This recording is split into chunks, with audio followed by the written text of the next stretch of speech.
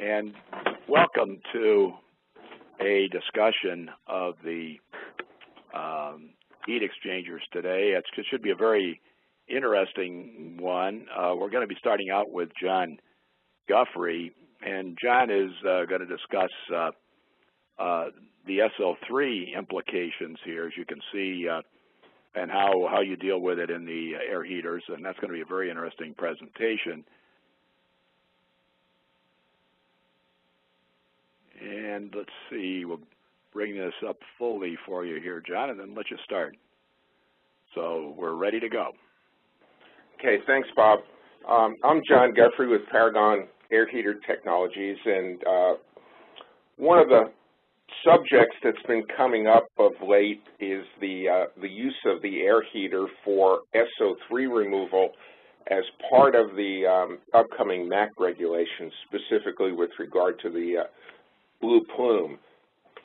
This is an interesting concept because the SO3 removal in the air heater has a number of effects on other pieces of equipment in the plant.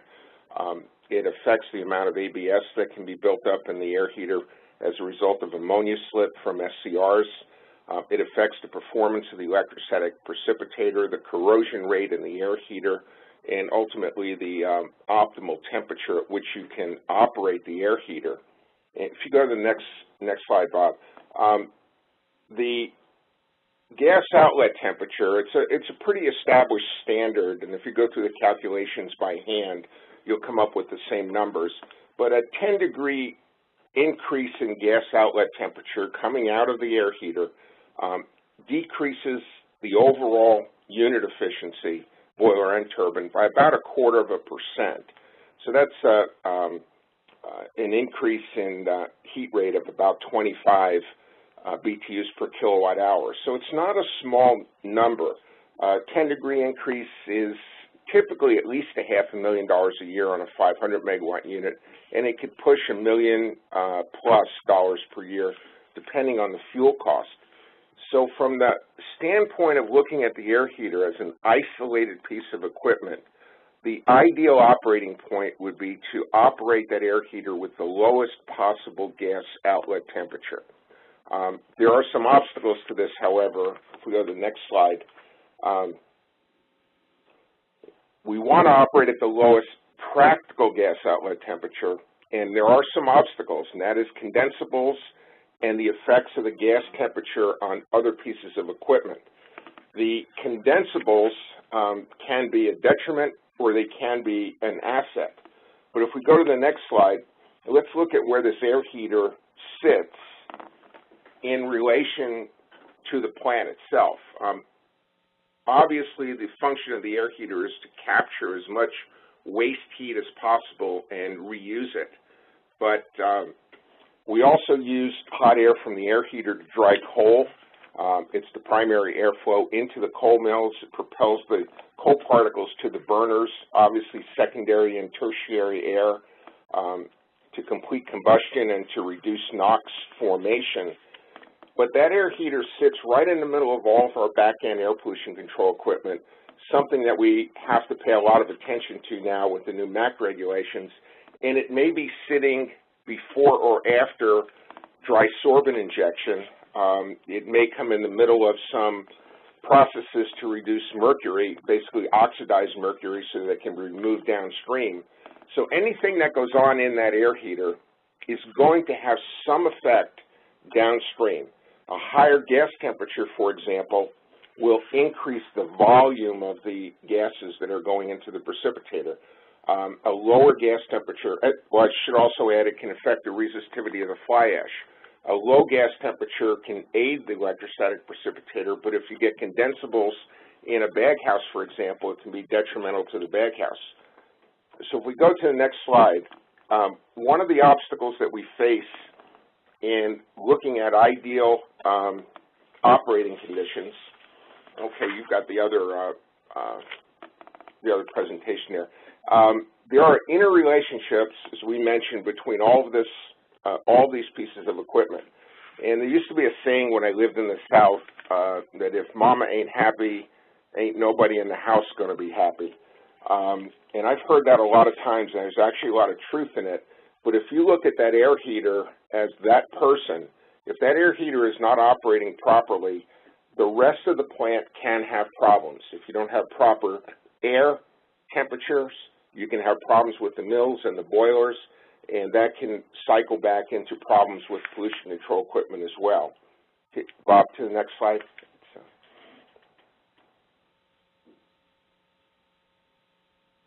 Oops. Move forward one.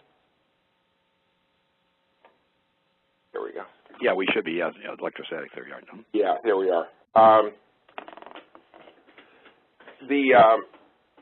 We'd mentioned before that increasing gas outlet temperature can increase volume. Well, when you increase volume, you basically shrink the relative size of the precipitator. You shrink its SCA. With less SCA, you get less collection efficiency. And next one.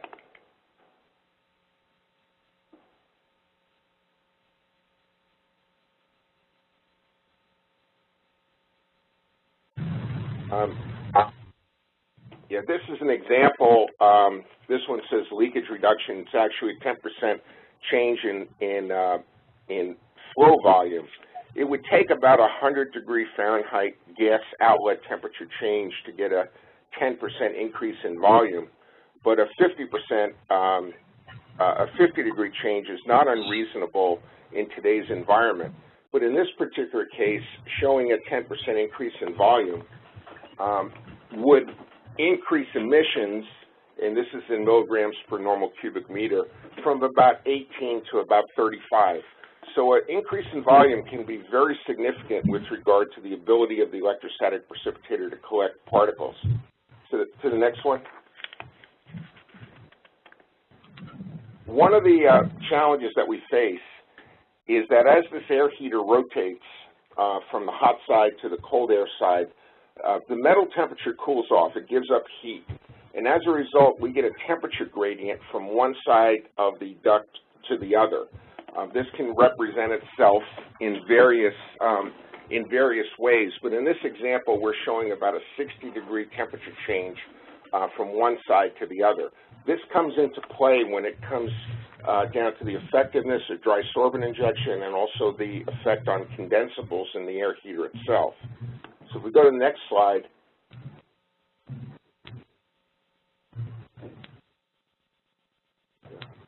Yeah, this is an actual ISO diagram of a plant in Florida, and you can see the temperature gradients in this particular duct show pretty significant swing from the upper left-hand corner where it's 350 degrees down to 265. And these are the duct temperatures downstream from the gas outlet of the air heater itself.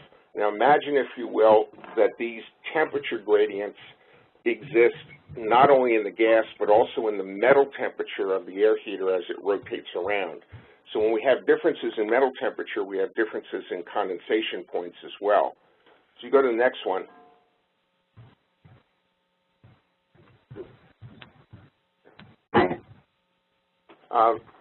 When we're talking about SO3, if we could take SO2 and SO3 in an isolated environment, we would reach an equilibrium concentration depending on the temperature and other gas constituents. But essentially, we're adding oxygen to SO2 and forming SO3 by the addition of some other influence, for example, a catalyst. When we reach an equilibrium point, the SO3 can also disassociate back to SO2.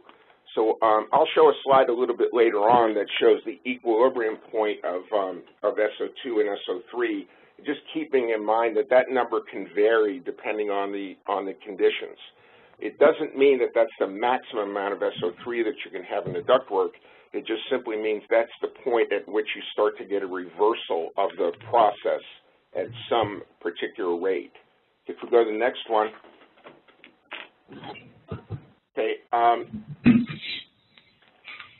Now here, this slide's a little bit busy, but I'll try to explain it. What we're trying to do here is to show that the temperature gradient from one side of the duct to the other, that temperature gradient results in a gradient in the metal temperature, and it therefore affects the amount of SO3 that will ultimately condense either on ash particles or on the metal surface of the air heater itself.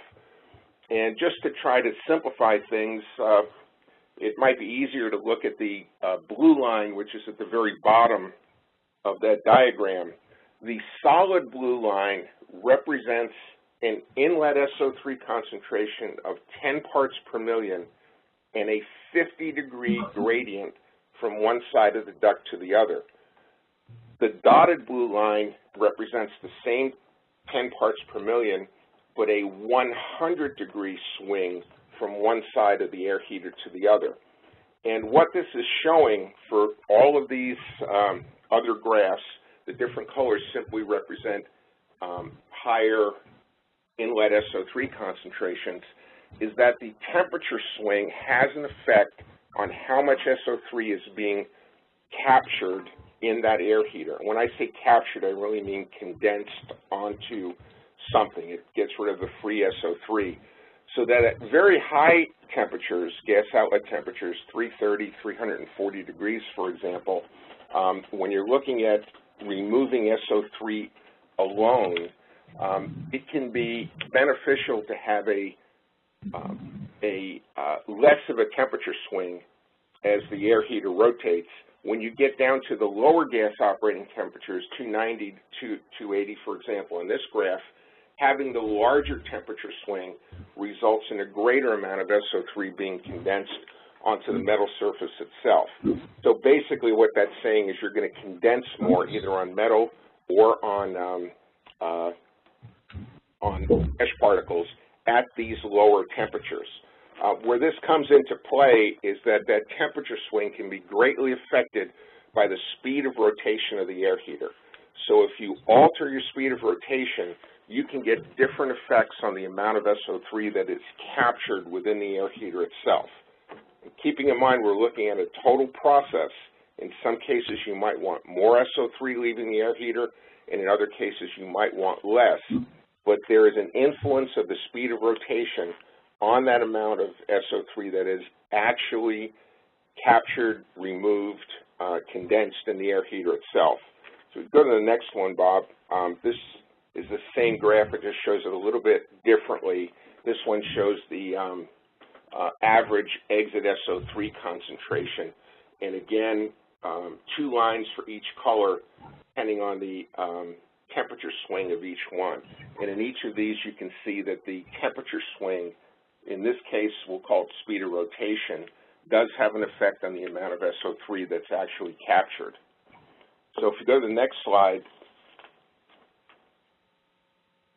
we normally look at a diagram like this. This is probably the one that most people see most commonly, where we're looking on the x-axis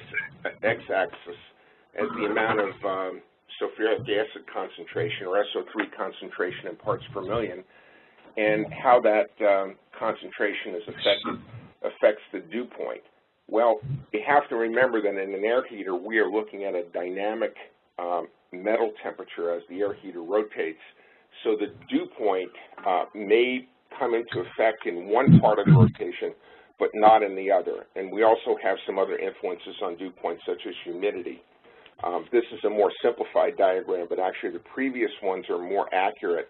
And if you're trying to make an exact determination of how to operate the air heater, it needs to be a little bit more complex and a little bit more in-depth than the normal graph that we're used to using. Okay, Bob.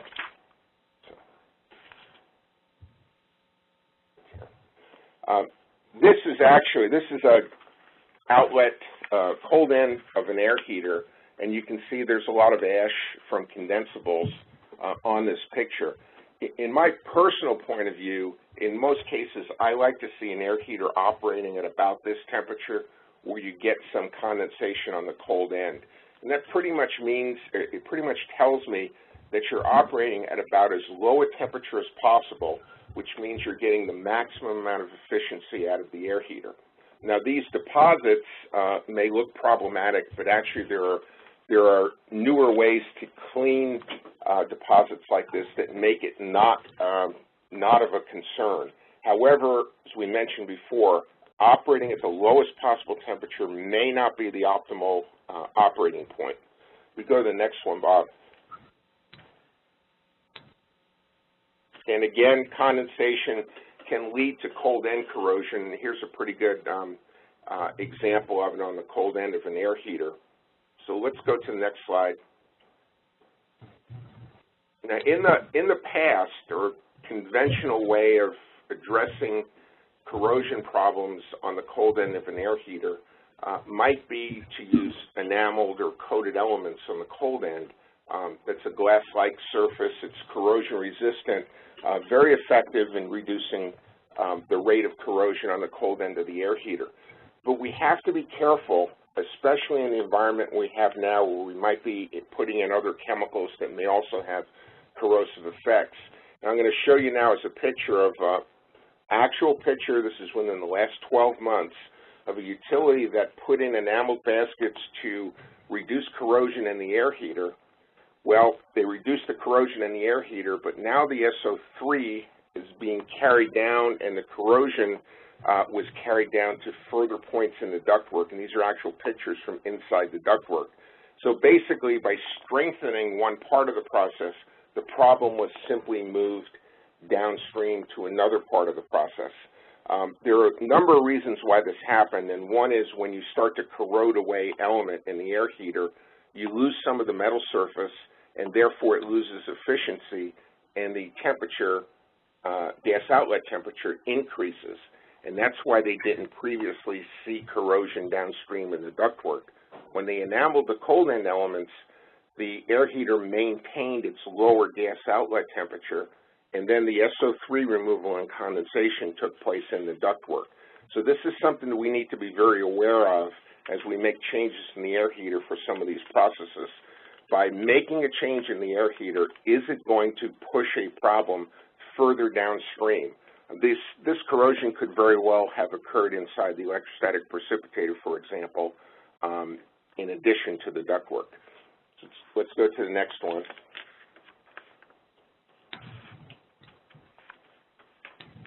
Okay, actually I meant to take that slide out, so let's just skip that one right now.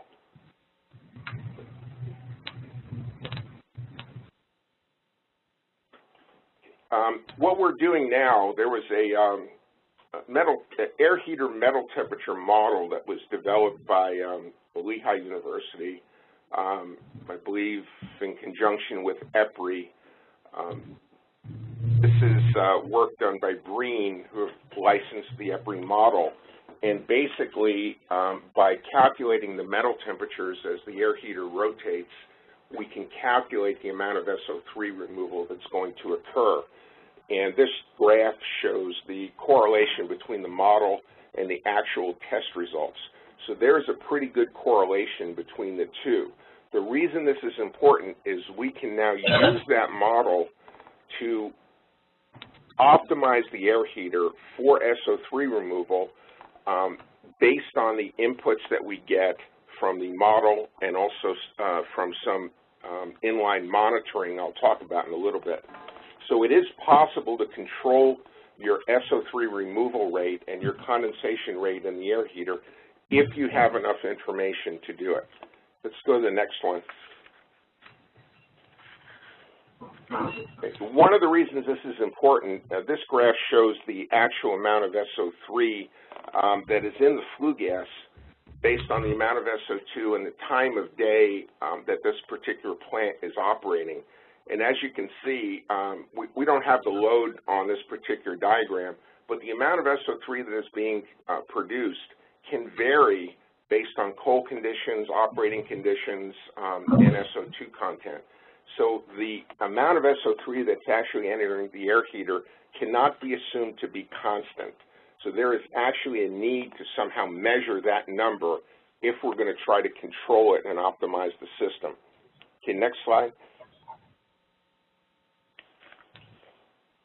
And I mentioned before about the effect of SO3 on the electrostatic precipitator and the SO3 equilibrium concentration.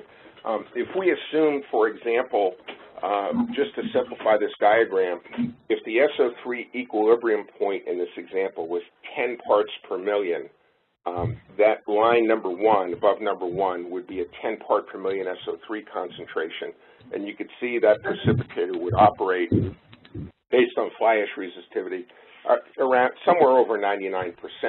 And as you increase that SO3 concentration, you get even better collection efficiency. But as soon as you get below that equilibrium point, perhaps at 5 parts per million, something of that nature, you don't have enough SO3 to properly condition the ash to a low resistivity level, and the deterioration in the precipitator efficiency is very apparent. So it's very important to maintain enough SO3 condensing on the fly ash to give the proper resistivity. Again, that's an effect on, but affected both by temperature and metal temperature in the air heater itself. Let's see, I just lost a picture here for a second. Let's see what it is. Are you still there, Bob? Yeah, we're still here, and we're looking at that same slide. You want me to move to the next slide now? No, for some reason my screen just went black on me. Okay. And I see why. My computer just went into a sleep mode. Yeah. Okay, I'm back now. Yeah, go to the next slide. And I'm really not trying to confuse people here. I'm just really trying to represent the fact that this can get a little bit complex on the back end when you're trying to optimize things. So your SO3 that's going to exit the air heater, again, this is what the precipitator baghouse will see, is going to be affected by the concentration coming in, the metal temperature inside the air heater, the gas temperature, which can be significantly different than the metal temperature, the quantity of the ash, which is going to be absorbing and can have SO3 condensing on it, the alkalinity of the ash, and the amount of small particulate. Small particulate's a little bit more effective in collecting SO3 than the larger particles. So all these factors will come into effect with regard to SO3 removal. Next one. Again, if we're looking at SO3, we also want to take into account the effect of SO3 concentration on ABS formation, which also can be a major factor in proper air heater operation. If you start to plug the air heater with too much ABS, you start to lose some of the turbulent qualities of the heat transfer element, and you can also raise gas outlet temperature due to inefficiency. But basically, to form ABS, what this equation represents, you need about 2 parts of SO3 or 2 parts of sulfuric acid for every 1 part of ammonia to form ammonium bisulfate. If we can limit the amount of SO3 that the ammonia sees to 1 part SO3 to 1 part ammonia, you can form ammonium sulfate, which is a fine powder which is easy to remove that will not plug the air heater. So there is a very good benefit to reducing SO3 before it gets to the temperature range where it'll form ammonium bisulfate. We can actually prevent precipitator plugging inside, or air heater plugging inside the air heater by reducing SO3. Okay, next slide.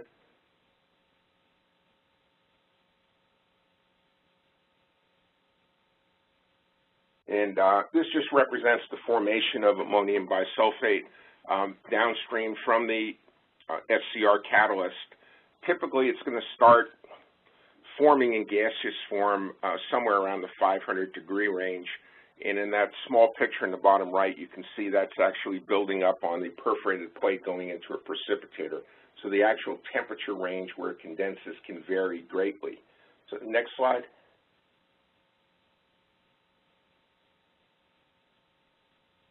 There's a lot of controversy right now about exactly the exact temperature at which ABS forms. There are a number of different models. There have been a lot of studies done, the Matsuda model, the Radian model, there's a Hitachi model. But basically what we're looking at is there's a gas and solid interface, and the temperature at which the ABS actually forms and the temperature at which it condenses can vary greatly. So if we can get the SO3 out, even at a relatively low temperature, there's a very good chance we can reduce the amount of ABS that's being formed. Next slide. Again, this just shows ABS. In this case, it's condensing at a relatively low temperature at the perforated plate going into a precipitator. We've also seen ABS form at high temperatures, including in the SCR catalyst itself. The power plant is not a static device. It's dynamic, and temperature profiles change constantly. Okay, next slide. The normal assumptions that are made in this diagram show that the ABS is going to be forming somewhere in the range of 300 to 390 degrees Fahrenheit. It's not a bad assumption, but it's not the case in all conditions and in all coal and flue gas combinations. It can form at much higher temperatures or at much lower temperatures. The important part of this graph that I wanted to point out was that if you increase metal temperature in the air heater after ABS has formed, it is possible to regasify, basically evaporate the ABS, put it back into the gas stream, and typically this can be done so that a lot of the ABS goes back in the airstream and back into the boiler. It is possible to remove ABS if you know your metal temperatures and you know the temperature at which that ABS is forming in this particular boiler with this particular coal. So it's normally not done very much now because we typically don't have plants with enough instrumentation. But if you go to the next slide,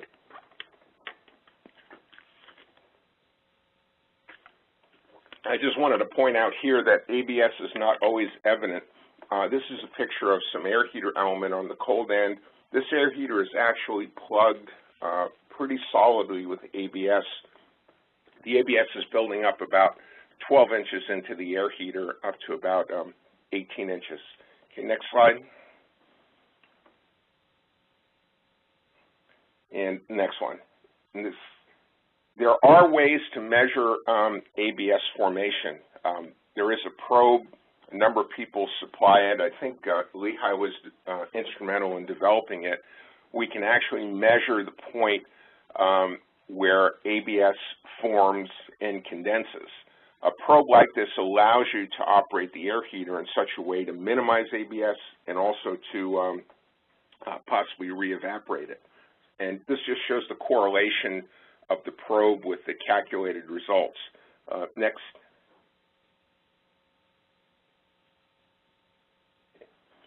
Now, this particular device supplied by Breen enables the plant to predict the formation of ABS versus ammonium sulfate. Again, ammonium sulfate being more desirable. Predict the location in the air heater where it's going to deposit, enabling the plant to adjust its ammonia feed so that it's in relation to the amount of SO3. You can form ammonium sulfate and then change the air heater metal temperature accordingly to adjust where that ABS is going to form.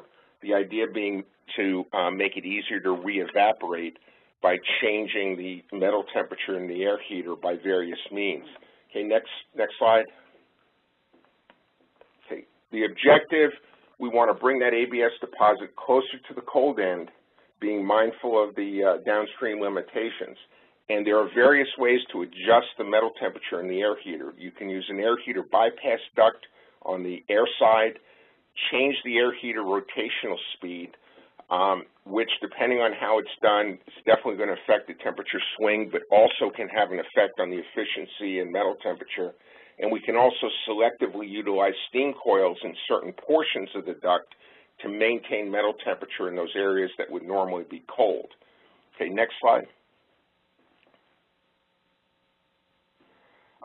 So what we want to do is we want to measure the formation temperature of the ABS, know where the equilibrium dew point is. An equilibrium point is where you get the same rate of condensation or formation as dissociation, and also the evaporation temperature. Three different things are needed. If we can measure the evaporation temperature and know the metal temperature, we can regasify ABS once it forms. We can control the dew point by controlling the amount of SO3. Next slide. This is just an example of the Bromine probe. Basically, it's a temperature-regulated probe that can determine the temperature at which ABS and SO3 start to condense, and then you can also reheat the probe to determine the temperature at which it will start to evaporate. So I won't get into this. This one's supplied by Bromine. They can supply information for you on the probe if you're interested. Next slide. Okay, and we've already shown this slide where we've got condensation deposits. If we get into an operating zone where condensation deposits like this occur, there are ways to deal with it. If we get into the next couple of slides here, normally most older air heaters are pretty ineffective in reducing deposits because of the type of soot blowers that were used many years ago in the 60s, typically a swing arm, a very unsophisticated type of soot blowing system with very little control, suitable for the conditions in the 60s and 70s, but deficient for today's needs. Just go through the next one, Bob. I'm going to briefly talk about something that Duke Power did, and that's basically dynamic speed control. This is controlling the speed of the air heater relative to the position of the soot blower. Two things were involved. One is to upgrade the soot blower system to a more controlled type of nozzle arrangement and the ability for the soot blower to move in a stepped fashion so you know exactly where it is at any point in time. Okay, next one, Bob. The concept here is that because the air heater rotates and is a very large diameter, it can be 60 feet in some cases, the angular velocity on the outer perimeter is much greater than the velocity toward the rotor post. When you have a soot blower nozzle underneath a section that's moving with low angular velocity, you get more penetration than when you're on the outer ranges where the air heater angular velocity is much greater. So next slide. So this picture on the bottom are actual air heater baskets that were removed from a middle section of the air heater. And as you can see, with normal soot blowing, where the speed of rotation is lower, it would be shown on the left side, the air heater is a lot cleaner than it is on the outer perimeter. This is pretty common when you go inside and you look at the interior of the element itself. So basically, you get much reduced penetration as the rotor is turning at higher angular velocity. Next slide. So what we're trying to do here is, I think punch that once more. I think this slide will show, yeah. In this example, it shows the outer perimeters rotating at about 75 to 150 feet per minute, the inner about 15 feet per minute. So what we want to do, ideally, is have that soot blower underneath those sections on the outer perimeter for as long as they are on the inner part of the radius. And the way you do that is slowing the air heater down while the nozzle is in those positions that are on the outer radius. So next slide. Let's keep going. In the case of Duke Power, they used a soot blower like this. This happens to be a dual media blower. It also enables them to water wash through the same soot blower nozzles. But as you can see, those nozzles have a rifled cut in them. It maintains a very tight stream of steam going into the air heater itself. And I won't get into it too much, but with this type of blower, you can also water wash the air heater on line, which a lot of people have been reluctant to do, but actually it's been done for over 30 years. It's not a big deal. Next slide. And again, it just shows this particular style of soot blower where you can have steam on the bottom right or water jets as shown on the top left. The idea being that these soot blowers can be positioned and move 5 centimeters, 8 centimeters at a time, whichever is called for, stay in that position for a precise number of rotations as the air heater slows down so that you get the same impact on the outer regions as you do on the inner radius. Next slide. Just real quickly, I just wanted to touch on bromine. We have seen some cases where there has been corrosion in the air heaters after the use of bromine for mercury oxidation. In this particular case, this occurred when the bromine was part of the activated carbon, so it was brominated activated carbon. There are different types of ways to introduce the bromide into the process. I'm really just going to talk about the one instance that we've had some experience with where it's been problematic. The issue may be a matter more of the control of the amount of bromine that's being introduced, the fact that it's being introduced simultaneously with activated carbon. There are ways to work around this problem, but I just want to point out that hydrobromic acid is a very powerful acid. It operates at different temperatures than sulfuric acid or hydrochloric, and if care isn't given to how the bromide is used, it can result in some problems in the air heater. So we'll just go through these next slides quickly, Bob. These are some actual pieces that were taken out of an air heater, actually fell out of an air heater.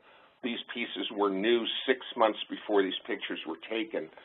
This is with activated carbon with bromide being used prior to the air heater, upstream from the air heater. Next picture.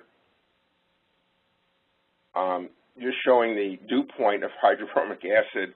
As you can see, it's pretty low. We're looking at 20, 30 degrees centigrade. So the issue of condensation of hydrobromic acid is something that you just can't ignore. Okay, next slide. But of greater concern is what we call gas phase oxidation, and this is where the bromine doesn't condense, but is actually in gaseous form, and work that's been done at EERC has shown that there is some significant oxidation and corrosion that can take place even without condensation when there's free bromine in the gas phase. So again, precise amount of control of the amount of bromine that is used is going to be very important. And if we go to the next slide, just wanted to point out that any metal, even corrosion-resistant metals like stainless steel, rely on an oxide layer to prevent the corrosive elements from getting to the base metal. So on stainless steels, you're going to have a very, very thin layer of some chrome-based oxide. Usually you can't see it, but that prevents the corrosive materials from getting in contact with the base material. If you penetrate that with a little bit of carbon, you'll actually start to get corrosion in the stainless steel. With Core 10, you have a much thicker oxide layer. But what we believe is happening, or what EERC believes is happening, is that the bromine penetrates that oxide layer, embrittles it, breaks it off, and then causes the corrosion to take place at an accelerated rate by destroying the oxide layer. Okay, next slide. So this is why it happens in an oxidized state. This just represents what's happening with the hydrobromic acid affecting the iron in the metal. Next slide. And so we saw this pack problem with the activated carbon with a oxidation agent is causing this in certain cases. So it's really important to work with your vendors if you're using bromide to oxidize mercury. Make sure you've got a consistent quality product. You know what you're injecting. You maintain your records of what type is used. Even the porosity and coarseness of the activated carbon can come into play when you're using bromine. Okay, next slide. And that kind of wraps it up. I know we covered an awful lot in a very short period of time, and the subject matter can be very complex. I kind of wanted to give an overview. These are issues that can occur typically if we treat the MAC regulations and things that we do for MAC in the same way we've treated the plant say, 10, 15, 20 years ago. These issues are much more complex, and there are more potential trouble spots. So it's going to take a little bit more measurement, more CEM installations, and a little bit more attention to prevent these types of problems from happening as you start to address the individual requirements under MACT. John, that's great. I'm amazed at the level of detail in your analysis here. It's very, very helpful. Well, thank you, Bob. It's forced me to consume a lot of Excedrin and Tylenol over the last year, and I feel like I know maybe 5% of what needs to be known on this subject to address it fully. It's not an easy thing that we've been backed into, especially since we only have about 3 years to meet these regulations. There are a lot of potential trouble spots, and we're seeing a lot of inquiries from people who have who've experienced some of these problems, asking us to help them with solutions. And right now we have more questions than answers, to be frank. Well, I'm sure some of our listeners are going to have questions too, and I certainly have some. So let's get some questions from the floor here. Hey, John. It's John Lemcooler with Chemtura. Hi, John. You mentioned the bromide issues there. Just for clarity, was that just with brominated activated carbon, or was that also with stuff that was added to the boiler? All of the issues I talked about were with brominated activated carbon. Okay. And the issues primarily were when it was added above the air heater. There are some indications there may have been some problems downstream when it was added on the cold end, but all of these were maximum injection rates of bromine in combination with activated carbon. Okay. Okay.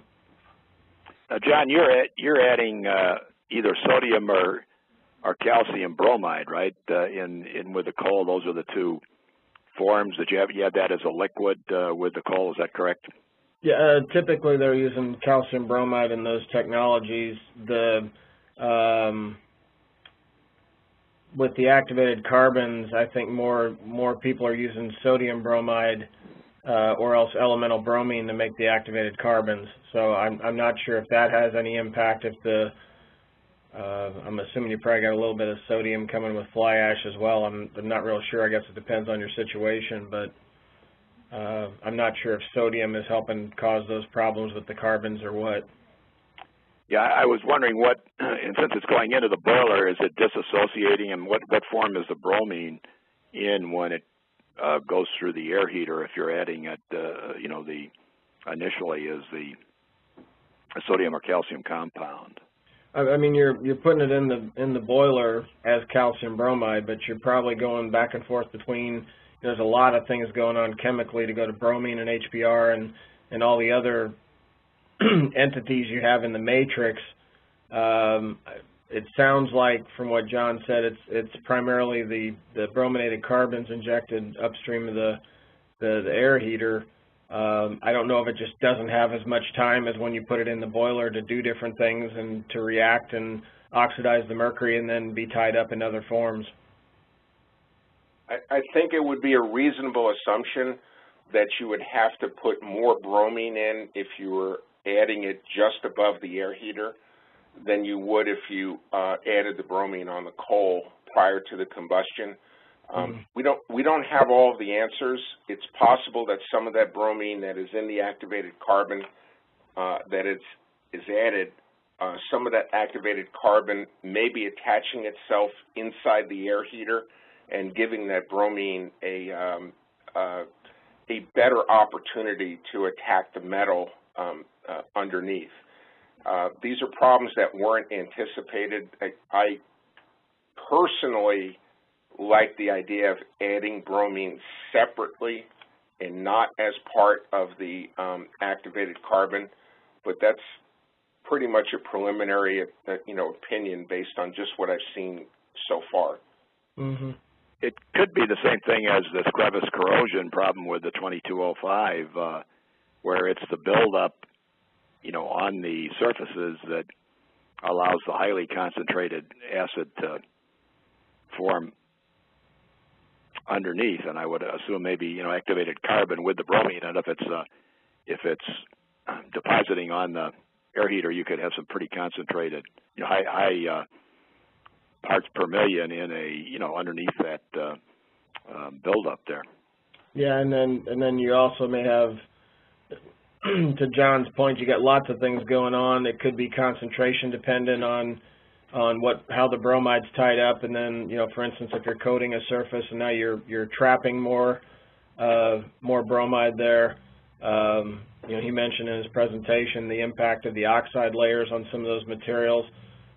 I mean, I'm aware of different things that have happened, with metallurgy and things with sulfates in oil field where, the sulfate attaches and you get solids that attach in highly aqueous situations, and then that causes issues where the bromide or the chloride or whatever halogen can come in and attack as well. So, to John's point, it's a very there's a lot going on there, but again, the bromide itself, we operate lots of different scenarios, lots of different products with HBr and elemental bromine and wet and dry environments, things of that nature. So,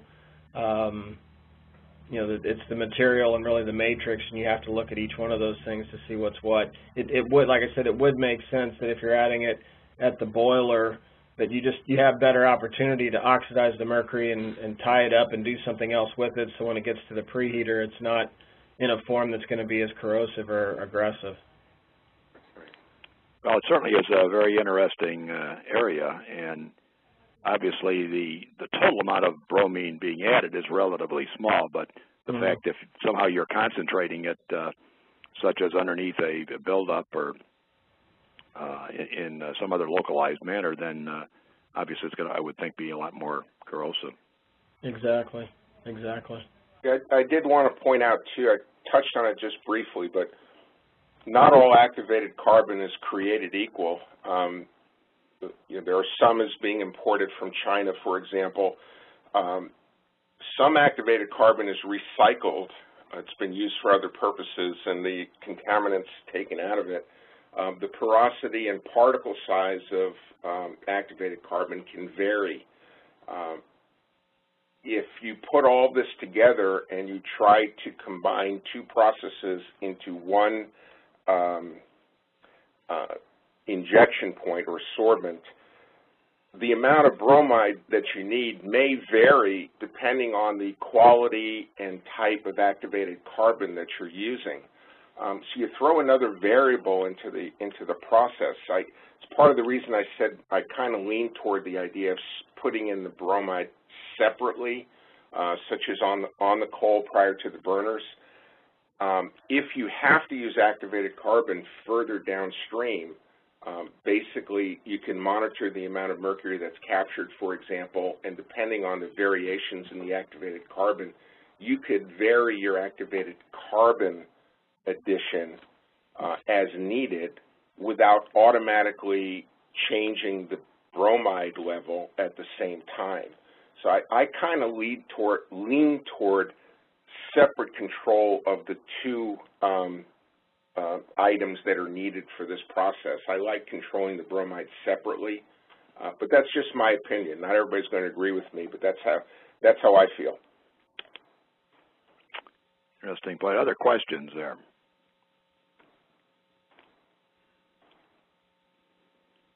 You mentioned, varying the metal temperature. Is this something that would be a temporary way to remove the ABS, because obviously changing the metal temperature is going to affect boiler efficiency and so forth? So is this sort of a temporary way to clean it all up?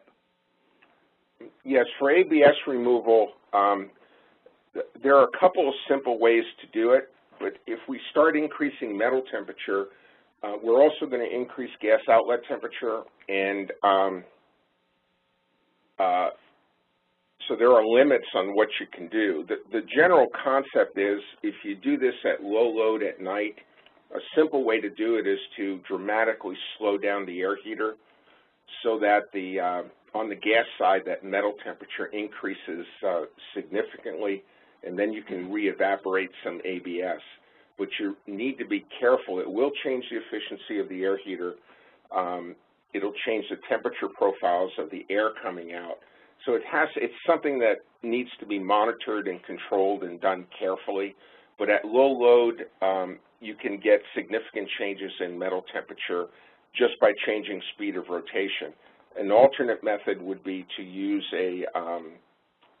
something similar to a steam coil on the air side of the air heater and raise the metal temperature just on the air side by adding heat before the air heater. So there are a few ways to do it. If you can get to the point where you have the ABS at a formation temperature at a low enough point, you'll need less heat to re-evaporate it, and then you'll have less potential consequences from doing it. But yes, it will affect the efficiency, so it kind of has to be done under controlled conditions. Yeah, such as low load at night and so forth. I see that. Other questions from the floor? One of the things that I'm puzzling, you know, my background is scrubbers, and I know all the problems that wet scrubbers have removing the results of SO3 condensation, because you have sulfuric acid particles that are only a couple tenths of a micron in diameter. And I'm having trouble figuring out how something as inefficient as a heat exchanger could be capturing a lot of sulfuric acid mist when, in fact, a relatively efficient mechanism like a scrubber can't get it. Do you have any thoughts on that, John, or does anybody else in the audience want to address that? Frankly, I'm not really fond of the expression that an air heater is being used to remove SO3. It kind of gives the impression that the air heater is a pollution control device. Really what's happening in one form or another is the SO3 is finding a way to condense inside the air heater to form H2SO4 and condense on something, typically the fly ash particles or the metal itself. So the removal in the air heater the mechanism is much different than that of inside a scrubber. We're really just trying to, I hate to use the analogy, it's almost like a mist eliminator, but it's really more of a condensation point. Like people in the northeast, a lot of times they'll use dehumidifiers in their basement. It's just a refrigeration coil where the moisture condenses on the cold metal surface. That's kind of what's happening with SO3 inside the air heater. It's different than what's happening in a scrubber. Yeah, I'm beginning to see maybe what the difference might be is that if you actually condense out, you know, like a rain droplet does, condense out onto a particle, then you have a large particle. But if, in fact, the particle is formed without that, you know, attachment, or if the droplet is formed without that attachment, is only a 0.2 micron droplet, then it probably is not going to be captured in the air heater, and it's not going to be captured in the scrubber either. In other words, once it gets down to where it's flowing pretty much like a molecule of gas, it's going to be very difficult to capture it. So I think I see from what you're saying there the difference between the two. So, you know, one is if it condenses onto a particle, that's one thing. If it condenses and forms a droplet with the 0.2 microns, by the time it gets to that point, you're in trouble in terms of trying to capture it. So, yeah, that's a pretty good description. Right. I think that resolves that for me a little bit. Other questions from the floor? I think a final question would be, this is a very, very complex area to deal with because you've got concerns about, you know, your SCR performance. You've got concerns about total particulate, including condensables, going out the stack. You mentioned the precipitator and conditioning of the precipitator where you need possibly some SO3. You know, you've got the potential corrosion in the air heater. You've got buildup problems in the air heater. You got all these different things. I know you guys are involved in furnishing baskets and seals and so forth. what about helping power plants with this all these overall problems? Do you offer services along those lines? Yes, we are. We are now.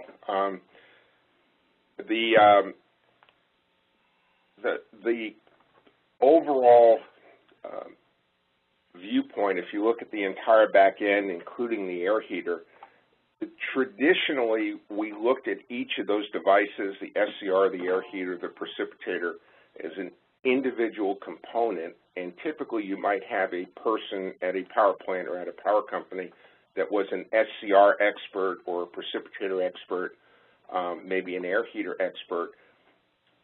In today's environment, if each of those people tries to optimize their own individual piece of equipment, there could be problems when you look at the entire back end comprehensively. So what we're trying to do is work with customers, and we don't supply products for that entire range of the back end, but work with them to help them to understand that there is an interface, and it may turn out that each of those devices works at a suboptimal level individually in order to get the entire back end to work at its optimal level.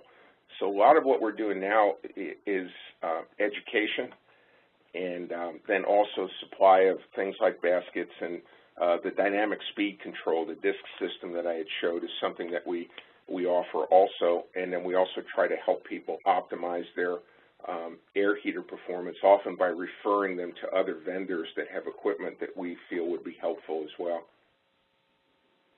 Yeah, well, I'm sure your services sound like they would be very useful, and I'd like to thank you, John, for a very interesting presentation this morning.